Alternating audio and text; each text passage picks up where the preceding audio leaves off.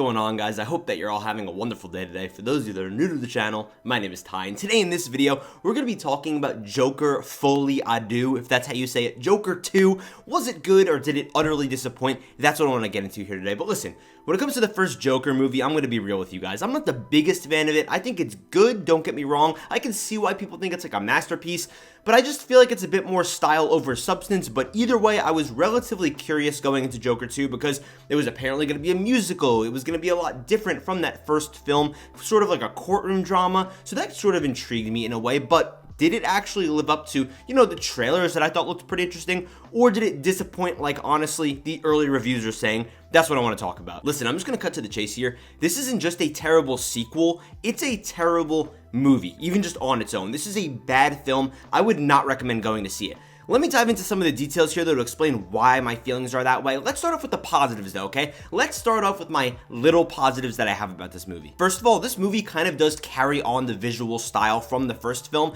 and I think that it looks gorgeous. There's no denying that this film, it's vibrant with its colors. All the shots are very crisp because the cameras, honestly, are just worth a lot of money. But even from there, the cinematographer, honestly, I think did a great job with the style of this film. It feels very gritty, feels grimy. It's very dark with its colors for some parts, but it's also very vibrant and very saturated for some other portions, especially when we're going into Arthur's more like dream segments where things are super out of this world, super fantasy. It's very colorful, it's very bright. It feels like it's a dream or some type of out of this reality instance that we're looking at. And from there, when we're in something like a courtroom, it's very bleak. Same with when we're in the actual jail that he's being held in. Feels very dark, very gray, but the gray looks good because, again, it's very grim in that sense. Quite honestly, the only other positive that I can really say about this movie is that Joaquin Phoenix and Lady Gaga are both great in their roles. Like, when it comes to an acting performance,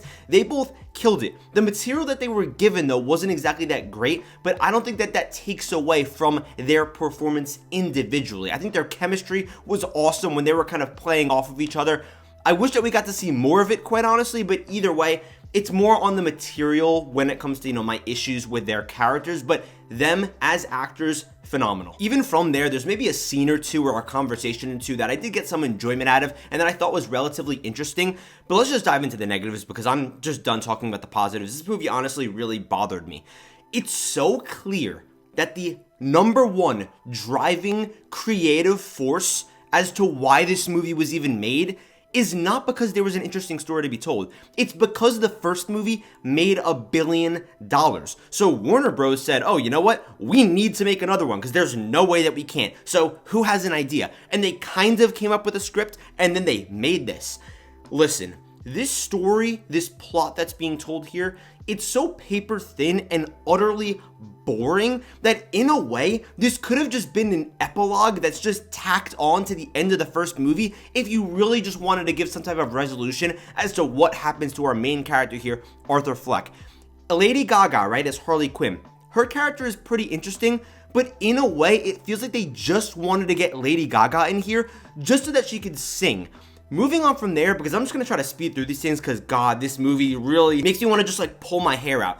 The musical elements in here, right? They tried to hide them in the trailers for some reason. I don't know why. I feel like they should have just advertised this as a musical. I like musicals, right? But the musical cutaways and, the singing portions of this movie do not add anything to the movie. If anything, I don't know why I'm saying if anything, because they do. They just take away from the film. Every single time that someone goes to sing, the first time it happened, right? Arthur starts singing. I was like, oh, this is actually kind of interesting.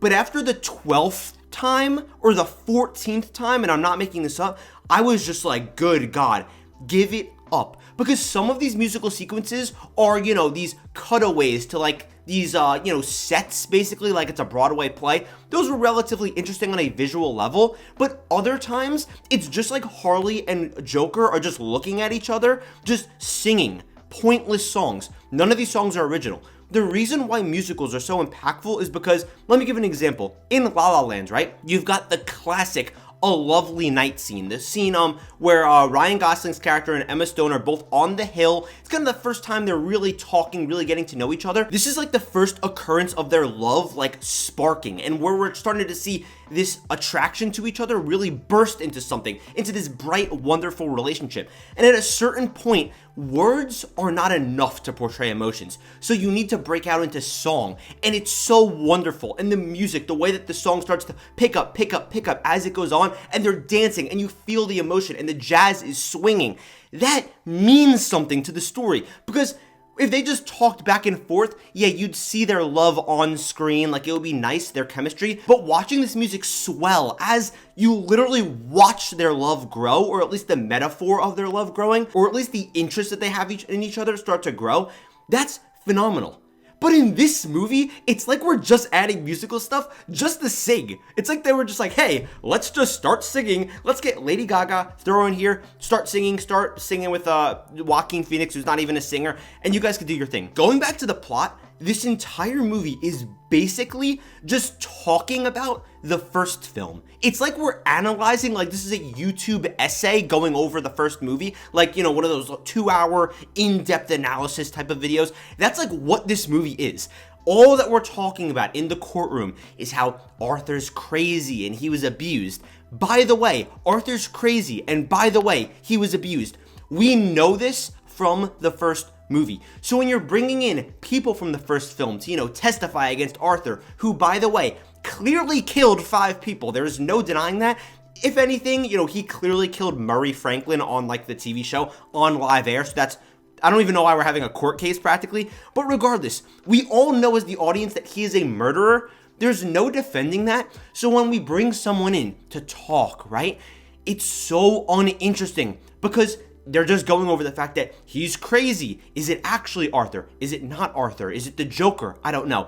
Speaking of that, they try to introduce this new theme, basically, about how Arthur and the Joker are like different people. It's like a split personality, like it's the movie Split with James McAvoy. But at the end of the day, it feels like the Joker character, like the Joker side of Arthur, is not even in this movie. It's like we're just watching this regular guy, Arthur Fleck, for 95 or 97% of this film, which is okay, but it just feels like it's trying to be this deep character study over this character that honestly, it feels like at this point, we understand. We know that he's crazy and that he was abused. How much more is there to go over? I get it. People are creeped out by him. I get it. There's a cult-like following, but we already went over that in the first movie. And we're in the courtroom again, talking about what happened in the first film, and then they're going back and forth, and then Arthur Fleck is just trying to defend himself.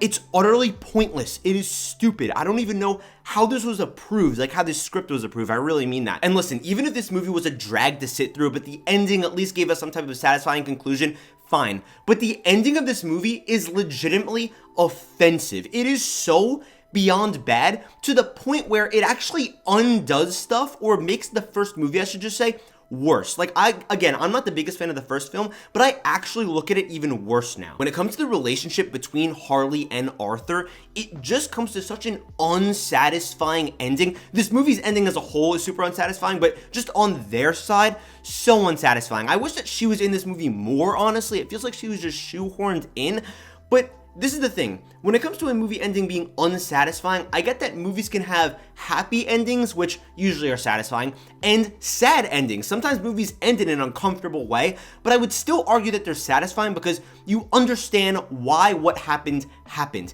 In this film, the way that it ends off, it's so boring and open-ended to a degree where it's like, oh, that's it? To where it's like, okay, that's fine, I guess. Then on Arthur's side with his conclusion, unbelievably disrespectful and horrible, not just to this character of Arthur Fleck that I don't love overall, but even another character in another movie, we'll just say, something that they literally just pulled out of their ass and they were like, haha, this is so deep. God-awful ending. Like an all-timer ending that undoes stuff in the first movie to the extent where I would say, honestly, this movie makes the first movie worse. I'm gonna be real. This film makes the first movie worse, and I would say that if you loved that first film, do not go and check this one out. Just kind of summing up my thoughts here though, I was under the impression that the first movie was like style over substance, but in a way, I honestly almost like that movie more now, even though, yes, I did say the sequel makes this one worse. Doesn't matter. Because of the fact that this movie, this sequel, is clearly miles ahead on the style over substance train, because good God, it looks beautiful, but you are getting absolutely nothing out of this. And not just nothing, you're gonna have a negative experience with this film. So I guess the real question is, what is my rating of this film? I think that I'm gonna settle on 2 stars. Is this movie worse than 2 stars? I don't know, maybe a little bit worse. I might lean towards 1.5 stars. This movie sucks though, I'm gonna be honest. It's not just bad on its own, it also takes away from the other films. So if you like that first film, honestly, stay away from this one. It is not worth watching. It's stupid. The first film was so great on its own, and then this one tries to undo the first film while also just talking about the first movie. It's stupid. If you want to watch Joker 2, you might as well just go on YouTube and watch up Joker video essay and then just watch a character study from the first film, because you'll get much more out of that. Guys, thank you so much for watching this video. I love you guys, and I'll see you in the next video.